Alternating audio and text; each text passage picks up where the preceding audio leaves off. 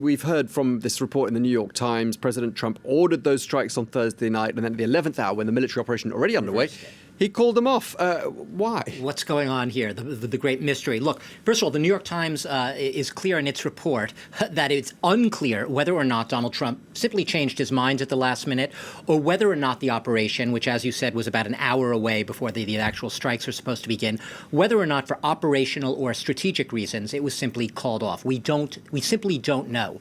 What we do know is that Iranian officials told the Reuters news agency earlier today that they had received word, that Tehran had received word through Oman, which often represents the United States' interests when it comes to Iran, that an attack by the United States was imminent.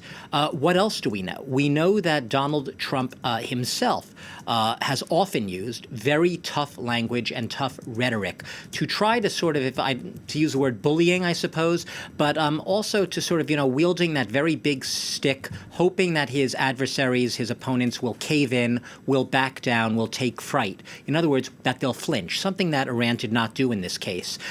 So once again, you have a case of Donald Trump using tough language, perhaps just thinking that the language would work and Iran would back off. Well, that didn't happen. What we do know is that there's many factions and cliques within his own administration that do not necessarily agree, just to the contrary. We have two of his most senior advisors, the Secretary of State Mike Pompeo, and his national security advisor, more significantly, John Bolton, who's perhaps the most hawkish figure when it comes to Iran. These are the Trump whisperers. These are the people who have perhaps as close as anyone in that administration Trump's ear. And we know that John Bolton has been someone who has actively advocated for, in the past, for regime change in Iran.